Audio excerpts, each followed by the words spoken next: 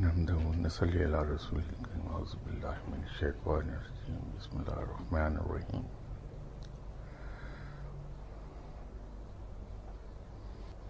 ہم گزشتہ نشستوں میں روحانیت سے متعلق گفتگو کرتے رہے ہیں.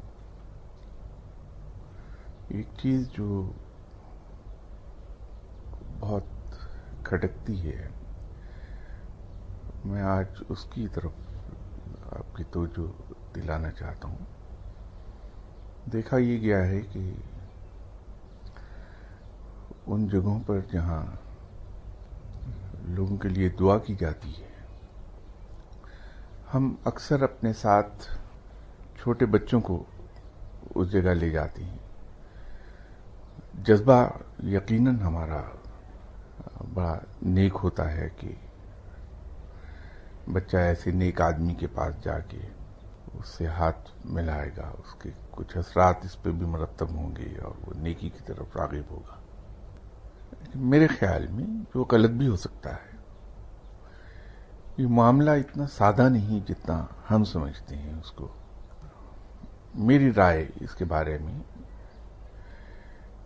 یہ ہے کہ ایسی جگہوں پر بچوں کو لے جا کے اور بچوں کے سامنے ان کی پاس ہونے کی دعا کرا کے ہم بچے کے ذہن میں ایک تاثر چھوڑ رہے ہیں کہ اگر میں محنت نہ بھی کروں تو دعا ایک ایسا نسخہ ہے جس کے ذریعے سے میں پاس ہو سکتا ہوں. تو یہ جو نقش اس کے ذہن پر ابھرا ہے اس عمر میں، اس ناپختہ عمر میں، وہ تاعمر اس کے ساتھ رہے گا اور یہ چیز اسے بے عملی کی طرف لے جائے گی. وہ محنت سے جی چرا کے دعاؤں کے قصے میں جائے گا کہ میں دعا کرا کے اپنا کام کروا لوں. میں ایسے حضرات جو بچوں کے ساتھ تشریف لاتے ہیں ان سے ہمیشہ ایک درخواست کیا کرتا ہوں کہ بچوں کو ایسی جگہوں پر نہ لے جائیے. بچوں کے آنے سے مجھے ذاتی طور پہ کوئی تکلیف نہیں ہے، اس سے میرے لیے کوئی زحمت نہیں ہے، لیکن یہ بچے کے گریٹر انٹرسٹ میں نہیں ہے کہ بچے کو ایسی جگہ لے جا کے اس کے ذہن پر یہ ایک تاثر چھوڑ دیا جائے. بچے کی تربیت بہت نازک بھی ہے اور ضروری معاملہ بھی ہے. ایک زمانے میں یورپ گیا تھا. انہی دنوں اتفاق ایسا ہوا کہ اس وقت کے برطانوی وزیر اعظم کا بیٹا جو اسکول میں پڑھتا تھا، وہ ایک ویکینڈ پر ڈرنک ہو کے تو وہاں کے مشہور جگہ پکیڈیلی سرکس کے ایک پارک میں رات کو لیٹا رہ گیا. پولیس راؤنڈ پر آئی، انہوں نے دیکھا کہ ایک بچہ پارک میں لیٹا ہوا ہے تو اس کو انہوں نے پکڑ لیا. دیکھا تو ڈرنک تھا تو پولیس اسٹیشن لے گئے. نیکسٹ ڈے پتہ لگا کہ وہ بچہ تو دراصل وزیر اعظم کا بیٹا ہے. تو پولیس نے وزیر اعظم کو انفارم کیا کہ آپ کے بیٹے کو ہم نے اریسٹ کر لیا ہے. بی بی سی کا ایک چینل پارلیمنٹ کی کارروائی لائیو دکھاتا ہے. وہ اکثر بیشتر میں اس کو صرف اس نظر سے دیکھا کرتا ہوں کہ انگریز کا پارلیمنٹیرین کس طرح بیہیو کرتا ہے، اور وہ جو تقریر کر رہے ہوتے ہیں مختلف مسائل پر، اس اظہار خیال سے ان کی ذہنی رخ کا اندازہ ہوتا ہے کہ مختلف قومی معاملات پر ان کی سوچ کن لائنز پر ہوتی ہے. تو میں صرف اس دلچسپی سے دیکھتا ہوں. تو میں وہ چینل دیکھ رہا تھا تو اس میں وزیر اعظم اپیئر ہوئے کیمرے پر. 15 منٹ لیٹ آئے تھے اجلاس میں. تو برطانوی وزیر اعظم نے معذرت کی کہ میں 15 منٹ لیٹ ہو گیا ہوں، لیکن معاملہ کچھ ایسا تھا کہ میں اسے چھوڑ نہیں پا رہا تھا. تو برطانوی وزیر اعظم نے ایک جملہ اس معذرت کے دوران کہا. اس نے کہا کہ آج مجھے احساس ہوا کہ بچے کو پالنا وزیر اعظم بننے سے کتنا دشوار ہے. یہ بات ٹونی بلیئر کی بالکل درست تھی. ہم اکثر و بیشتر، میں بھی یہی سوال کرتا ہوں جس سے ملتا ہوں کہ پاکستان کا کیا بنے گا. آپ بھی محب وطن پاکستانی ہیں اور آپ بھی اسی تشویش میں مبتلا رہتے ہیں کہ پاکستان کا کیا بنے گا. دوسری بات یہ ہے کہ میں بھی کہتا ہوں اور غالباً آپ بھی کہتے ہوں گے کہ ہمیں لیڈر صحیح نہیں ملے. گزشتہ دنوں جب میں انگلینڈ میں تھا تو وہاں ایک ٹی وی چینل پر میرا ایک لائیو پروگرام چلایا انہوں نے، انٹرویو تھا. اس میں بھی کسی نے مجھ سے یہ سوال پوچھا انٹرویو کے دوران، تو میں نے وہاں بھی ان کی خدمت میں گزارش کی تھی کہ صاحب یہ شکایت ہماری کہ ہمیں لیڈر صحیح نہیں ملے، میرے نزدیک کوئی زیادہ درست نہیں ہے. بات یہ ہے کہ ہم لوگ جہاں لاپرواہی کرتے ہیں، اور یہ خالصتاً میری ذاتی سوچ ہے، جیسے میں نے پہلے عرض کیا کہ غلط ہو سکتی ہے اور یقیناً غلط ہوگی بھی، لیکن بہرحال میری اپنی سوچ ہے. وہ حب الوطنی میں انگریز اپنی تمام تر خامیوں کے باوجود بہت آگے ہے. اس کی وطن سے، اپنے وطن سے محبت بیانڈ اینی ڈاؤٹ ہے، بیانڈ اینی کوشچن ہے. یہ خوبی ہے انگریز کی. جہاں بہت سی خامیاں ہیں، خرابیاں ہیں، وہاں یہ اس کی بہت بڑی خوبی ہے. انگریز بے پناہ کنجوس ہے. ایک پینی دکاندار سے واپس لینے کے لیے 15 منٹ وہ انتظار کر لے گا، پینی نہیں چھوڑے گا اپنی. لیکن یہی کنجوس انگریز کو اگر ٹی وی پر ایک اپیل نظر آ جائے کہ ملک کے فلاں کام کے لیے شام تک 1 بلین پاؤنڈ چاہیے، تو یقین کیجئے کہ شام ہونے سے پہلے پہلے وہاں 1 بلین تو کیا کئی بلین پاؤنڈ اکٹھے ہو گئے ہوں گے. بے دریغ وہ عطیات دے دیں گے ملک کے لیے. وہ اپنے ملک کی خاطر کئی کئی ہزار میل دور جا کے بڑے نامساعد حالات میں اور شدید موسمی حالات میں انگریز لڑتا بھی رہا اور کام بھی کرتا رہا اپنے ملک کے انٹرسٹ میں. انگریز بھی ہم جیسا انسان ہے.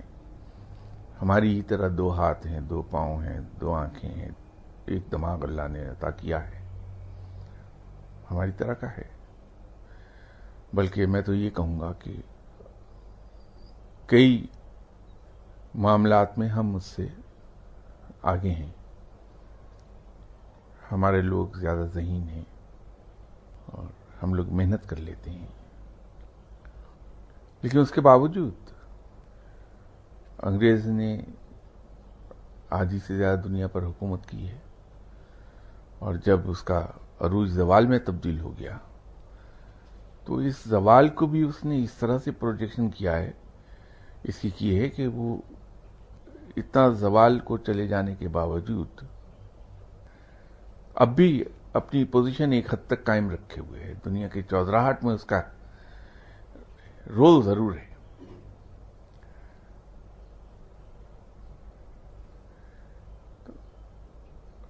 میں تو اکثر اس کی اسٹڈی کرتا رہا کہ کیا چیز اس کو اس طرح قائم رکھے ہوئے ہے. جس نتیجے پہ میں پہنچا وہ یہ ہے کہ یہ اس حب الوطنی کی بنیادیں KG کلاس سے ہی ڈال دیتا ہے. اس کی جو پرائمری یا پری اسکول ایجوکیشن اور پرائمری ایجوکیشن، وہیں پر اس کی جڑیں ہیں.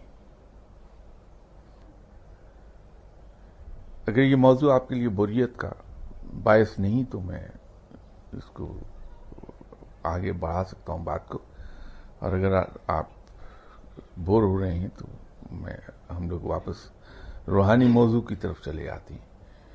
لیکن میرے خیال میں یہ موضوع بنیاد بنے گا روحانیت کی، کل کو ہمیں مدد دے گا روحانیت کی طرف سفر میں، اس لیے میں نے یہ چھیڑا تھا.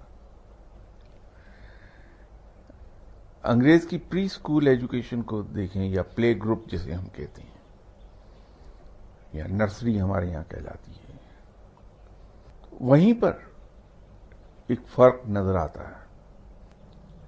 انگریز کی یہاں جو پلے گروپ ایجوکیشن یا پری اسکول ایجوکیشن ہے، اس میں بچے کو ایڈمٹ کرتے ہیں، کلاس میں نہیں بٹھایا جاتا، بلکہ ایک ٹیچر جو چائلڈ ایجوکیشن کی خصوصی تربیت حاصل کیے ہوئے ہے، اس کے پاس 10 یا 12 بچے اس کے زیر نگرانی دیے جاتے ہیں. وہ اسکول میں ان کو بالکل اس طرح جیسے پلے گراؤنڈ میں بچے کو لے کے پھرتے ہیں، وہ ٹیچر لے کے پھرتی ہیں اسے، مختلف کھلونوں کے ذریعے اس کو سکھاتی ہیں، مختلف گیمز کے ذریعے انہیں چیزیں سکھاتی ہیں.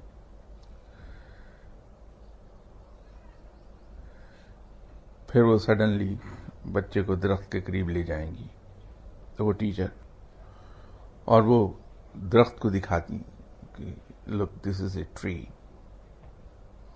It provides us shade against rain and sun. This tree provides us wood for our houses, for our furniture. It gives us the fruit. And top of everything, it gives us oxygen. And this one tree alone keeps 23 children alive because it's providing us oxygen for 23 children to breathe. It is such a useful thing. Then it helps us in making herbal medicine, which gives us health. So it does so much for us. Now, let's water this tree. Let's protect it. اسی طرح وہ electric پول کے پاس لے جائے گی اور اس کے پاس کھڑے ہو کے اس کی خوبیاں اور اس کی فوائد گنانا شروع کریں گے بچے کو. اور یہ چیزیں بچے کے ذہن پہ نقش ہو جاتی ہیں. پھر اکثر بیشتر آپ لندن کی سڑکوں پر دیکھیں گے کہ 3-4 ٹیچرز ہیں، ان کے ساتھ 20-25 بچے ہیں. وہ ان کو ایک قطار میں چلا رہی ہیں فٹ پاتھ پر، اس انداز میں کہ دوسروں کے ساتھ ان کا ہاتھ نہ ٹکرا جائے، ان کا بیگ کسی دوسرے راہگیر کے بیگ سے نہ ٹکرائے، ان کا پاؤں کسی کے پاؤں پر نہ آئے. بہت احتیاط کروا رہی ہوتی ہیں. سڑک کراس کراتی ہیں، بار بار ان کو ایک جگہ سے کراس کرائی، دوسری فٹ پاتھ پر لے گئی، تھوڑا سا چل کے پھر نیکسٹ زیبرا کراسنگ آیا تو وہاں سے پھر کراس کرا دیا انہیں. وہ اصل میں بغیر بتائے، بغیر ڈکلیئر کیے ان کی ٹریننگ ہو رہی ہوتی ہے، how to cross the road. پھر عام طور پہ سگنل پہ دیکھیں گے کہ وہ ٹیچرز بڑی اونچی آواز میں بچوں سے بول رہی ہے، don't cross, it's showing red light, don't cross. وہ ٹریننگ کا حصہ ہے، بس میں سوار کرائیں گی ان کو کیو بنا کے.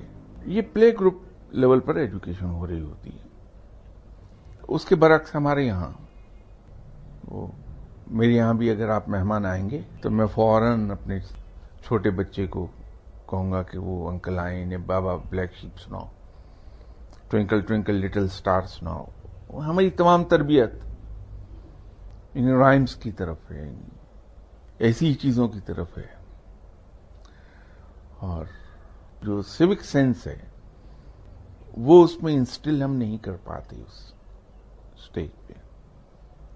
انگریز بچہ آنکھ کھولتا ہے تو باپ کو اپنے گھر کے اندر ویکینڈز پہ کبھی پینٹ کرتے ہوئے دیکھتا ہے، کبھی والز کی ریپیئر کرتے دیکھتا ہے، کبھی کارپینٹری کرتے دیکھ رہا ہے، کبھی پلمبنگ ورک کرتے ہوئے دیکھتا ہے، تو معلوم یہ ہوتا ہے کہ گھر میں کوئی ٹیکنیشین یا کوئی مکینک کام کرنے نہیں آتا، بلکہ اس کے فادر خود ہی سارا کام کرتے ہیں۔ شام کو وہ ہیلپ کر رہا ہے اپنی وائف کی کاموں میں۔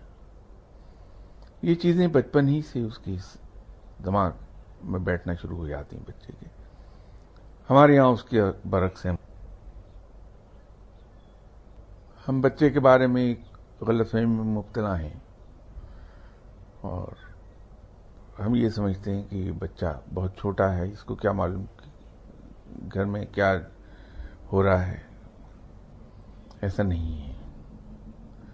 یہ یاد رکھنے کی ایک بات ہے کہ بچے کی پرسنالٹی کی بنیادیں ڈل جاتی ہیں جو ہی وہ دنیا میں آ کے پہلا سانس لیتا ہے۔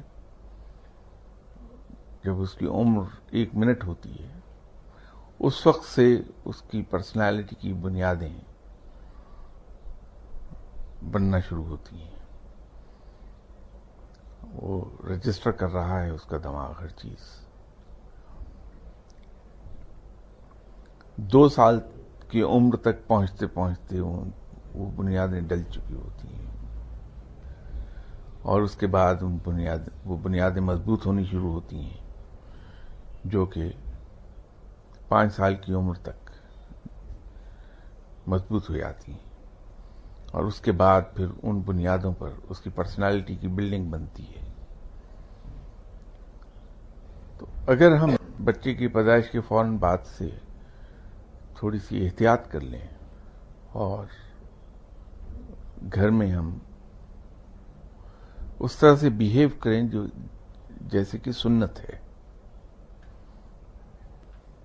کسی نشست میں شاید میں نے ایک بات کا ذکر کیا تھا کہ ایک پہلو تو ہم اکثر و بیشتر مساجد میں جو واعظ ہوتے ہیں اس میں سنتے رہتے ہیں، وہ ہے کہ خاوند کے بیوی پر حقوق، اور یہ بات کہ بیوی کو اپنے ہسبینڈ کے ساتھ کس طرح بیہیو کرنا چاہیے۔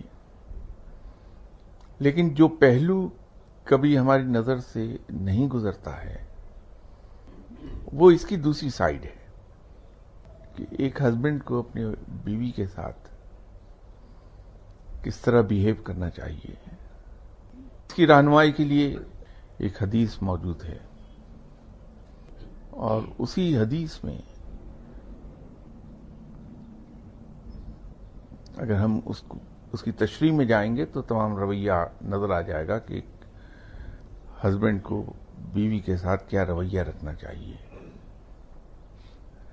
وہ یہ ہے کہ بیوی کی خطاؤں کو، اس کے قصوروں کو اور اس کی تندخوئی کو،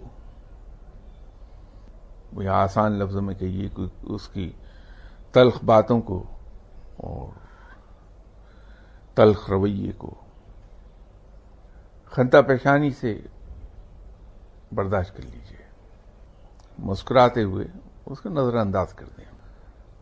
اگر کہیں ہم اس پہ عمل کر لیں، اس سنت پر، تو گھر کے اندر پیدا ہونے والی تلخی قطعی طور پہ ختم ہو جائے گی۔ تو وہ جو ہم ہر وقت ڈھنڈورا پیٹتے ہیں کہ صاحب خاوند بیوی کے لیے مجازی خدا ہے، اور اگر خدا اپنے بعد کسی کو سجدے کا حکم دیتا تو بیوی کو حکم دیتا کہ وہ خاوند کو سجدہ کریں، وہ اپنی جگہ بجا ہے، لیکن اگر ہم اپنے ان حقوق کو بھلا دیں تھوڑی دیر کے لیے، اور بھلا کے اپنے فرائض کو اور ان حقوق کو یاد رکھ لیں جو بیوی کے ہم پر ہیں، اور جو سنت ہے کہ وہ تو الفاظ میں نے حدیث کے دوہرا دیے، میں اب یہ الفاظ میرے اپنے ہیں کہ اس کی تشریح میں کہ بیوی تلخ مزاج ہے، ترشرو ہے، تھوڑی سی گفتگو سخت کرتی ہیں.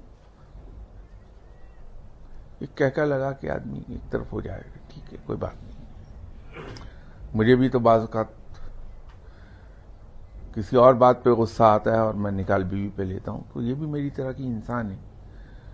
شاید کسی بات کا اس کو غصہ ہے جو اس نے مجھ پر نکال لیا، اس کا حق ہے، کوئی بات نہیں. صرف محتاط اس وقت رہیے جب بیوی کے ہاتھ میں اینٹ وینٹ ہو تو ذرا وہ تھوڑے فاصلے سے بات کر لیجیے. تو اسی طرح اگر بیوی لاپرواہ ہے، اس سے نقصانات گھر کے ہو رہے ہیں اور اس سے غلطیاں ہو رہی ہیں، تو اس کو ہنس کے ٹال جاتا ہے. تو اس کے اثرات بچے پر بہت اچھے مرتب ہوں گے. اس کی پرسنالٹی میں تلخی نہیں آئے گی، بیلنسڈ پرسنالٹی ڈیولپ ہوگی. تو اسکول میں اگر اس کی صحیح تعلیم ہو رہی ہے، right from play group right up to primary education, اس کے اندر سیوک سینس اور حب الوطنی پیٹرائٹزم وہ آئے گا، اور گھر پہ تربیت کے ذریعے سے اس کی پرسنالٹی میں ایک توازن پیدا ہو جائے گا. اور یہ وہ توازن ہے جو ہم روحانیت کے سلسلے میں یہاں بات کرتے رہے کہ فقیر کا ایک بنیادی اصول ہے،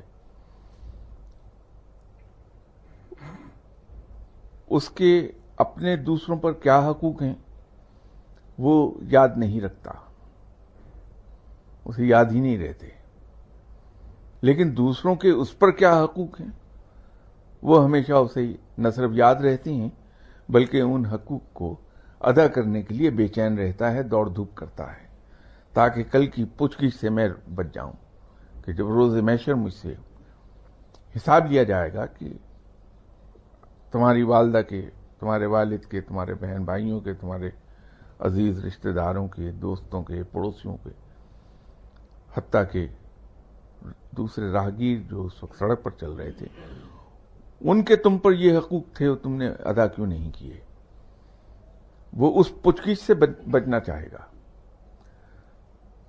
تو اسے تو یہ فرصت ہی نہیں ملتی اس بات سے کہ وہ دوسروں کے حقوق ادا کرتا رہتا، کبھی وہ یہ سوچ سکے کہ میرے دوسروں پر کیا حقوق ہیں.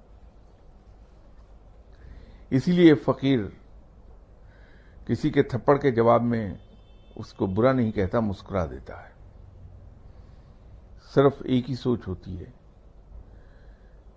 جو کچھ اس نے کیا یہ اس کے لیے جواب دہ ہے اللہ کو، لیکن میں جو کچھ اس کے ساتھ سلوک کروں گا اس کی جواب دہی مجھ کو کرنا ہے، تو میں اس جواب دہی سے بچ جاؤں. تو یہ فقیر کا بنیادی اصول ہے.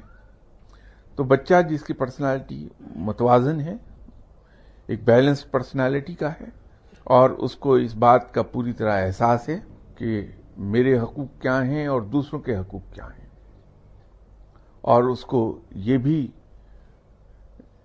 آپ نے گھر پہ سکھا دیا ہے کہ روز قیامت اور اس دنیا میں بھی تم سے صرف تمہارے اعمال کی پوچھ گچھ ہونے والی ہے کہ تم نے کیا لوگوں کے ساتھ سلوک کیا، تم نے لوگوں کے حقوق کیا ادا کیے، کیا نہیں کیے، اس کی جواب دہی کرنا ہے تمہیں. تو وہ اس جواب دہی سے بچنے کے لیے پھر ایسی زندگی گزارے گا جہاں وہ اس تگ و دو میں لگا رہے گا کہ میں دوسرے کی آزادی میں دخل نہ دوں، دوسرے کے حقوق ادا کر دوں، دوسرے کو میں اکوموڈیٹ کر دوں کہ رب راضی ہو جائے گا. تو جب وہ بچہ یہ کرنے لگے گا تو اس کے لیے فقیری کو پا لینا بڑا آسان ہو جائے گا. پھنستا انسان وہیں پر ہے، روحانیت سے دور ہوتا ہی اس وقت ہے جب وہ دوسروں کے حقوق بھلا کے اپنے حقوق کو حاصل کرنے کے لیے تگودو میں لگ جاتا ہے،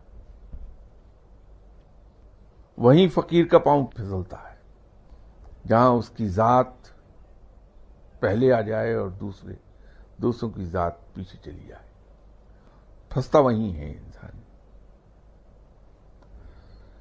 تو یہ بچے کی تربیت، اس لیے میں عرض کر رہا تھا کہ اگرچہ یہ سبجیکٹ شاید آپ کے لیے بورنگ ہو اور آپ کو ذہنی جھٹکا لگے کہ یہاں تو اللہ اور اس کے رسول صلی اللہ علیہ وسلم کی بات سننے آئے تھے، یہ شاہ صاحب نے آج یہاں کیا بوریت کا موضوع چھیڑ دیا۔ لیکن در حقیقت فقیری کی بنیادیں بچپن ہی سے پڑ جائیں گی اس میں، اور وہ صحیح معنوں میں مومن ہوگا یہ بچہ، ہر لحاظ سے اس کے اندر پختگی ہوگی۔ تو کوشش کیجئے کہ بچوں کو ایسی جگہ پر نہ لے جائیں جہاں دعائیں ہوتی ہوں، تاکہ اس کا ناپختہ ذہن بے عملی کی طرف نہ لے جائے اسے۔ انشاءاللہ پھر نیکسٹ سنڈے ملاقات ہوتی ہے آپ سے۔ کوئی سوال تو نہیں کسی آپ کے ذہن میں؟ وعلیکم۔ بچے کی ایج کی کوئی لمٹ، کتنی ایج تک کے بچے کو نہیں لانا چاہیے؟ میں تو یہ عرض کروں گا کہ صاحب بچوں کو آپ اس کے ایجوکیشن مکمل ہونے تک ہی نہ لے کے جائیے، اس لیے کہ لے جانا کوئی ضروری نہیں ہے، کیونکہ جس جگہ آپ دعا ہو رہی ہے وہاں اگر بچے کو لے کے جائیں گے تو وہاں سبھی لوگ ایسے ہوں گے جو دعائیں کرانے آئے ہیں، تو بچہ بہت آبزروینٹ ہوتا ہے، اس کی قوت مشاہدہ بہت تیز ہوتی ہے۔ تو جب وہ دیکھتا ہے کہ یہاں جہاں میں آیا ہوں یہاں 200-300 آدمی ہیں، سبھی کے مسائل ہیں اور سبھی یہاں دعا کرانے آئے ہیں، تو اس کا تاثر یہ ابھرے گا کہ شاید مسائل کو حل کرنے کا اور مصیبتوں سے بچنے کا ایک ہی راستہ ہے، وہ ہے دعا کرانا۔ تو بجائے جدوجہد کرنے کے دعا کرا لی جائے تو میں مسائل سے بچ جاؤں گا، مصائب سے بچ جاؤں گا، وہی غلط تاثر ہر سٹیج پر لے جائے گا۔ تو اس کے پریکٹیکل لائف میں داخل ہونے تک اس کو نہ لے جائیے۔ بچے کو گھر میں ایک طرح کا ماحول مل رہا ہے اور اس کی جو سوسائٹی ہے وہ انٹائرلی ڈفرینٹ ادر اینگل پہ چل رہی ہے۔ اب اس میں کمپیٹیبلٹی کا اور اس کو پرابلم نہیں آئے گی کیا کہ گھر پہ اس کے بالکل ایک ڈفرینٹ سائڈ ہے اور باہر بالکل ڈفرینٹ سائڈ ہے، وہ کیا وہاں وہ مطلب مار نہیں کھا جائے گا؟ دیکھیے اسکول اور گھر میں اس کو تقریباً ایک سا ماحول مل رہا ہے جیسے میں ابھی گفتگو کر رہا تھا اس میں۔ اب وہ اسکول میں 5.5 گھنٹے 6 گھنٹے گزار کے آتا ہے، گھر میں تقریباً وہ 18 گھنٹے تقریباً 14-15 گھنٹے گزارے گا، باقی جو 1.5-2 گھنٹے گزارتا ہے وہ باہر گزارتا ہے۔ تو اگر اسکول اور گھر میں اس نے 100 باتیں سیکھی ہیں اچھی، اور باہر وہ 5 باتیں خراب سیکھتا ہے، تو نرشل میں کم سے کم 95 باتیں تو صحیح سیکھ گیا وہ۔ تو جہاں اس کے اندر 5 خرابیاں آئیں گی وہاں 100 خوبیاں بھی تو پیدا ہوں گی۔ تو اوور آل اسیسمنٹ میں وہ ایک اچھی پرسنالٹی ہوگا، ایک اچھا شہری ہوگا۔ تو خامیاں اسی لیے کہتے ہیں کہ خامیاں تو ہر شخص میں ہوتی ہیں، خامیاں تو رہیں گی، ہم فلالیس ہیومن بینگز نہیں پیدا کر سکتے، کیونکہ انسان فلالیس ہو ہی نہیں سکتا۔ پھر بھی بہتری کی صورت کچھ تو ہوئی۔ تو اس لیے ایفرٹ ضرور کرنی چاہیے اسکول لیول پر بھی اور گھر کے لیول پر بھی، کہ تربیت اچھی ہی نہج پر ہو جائے۔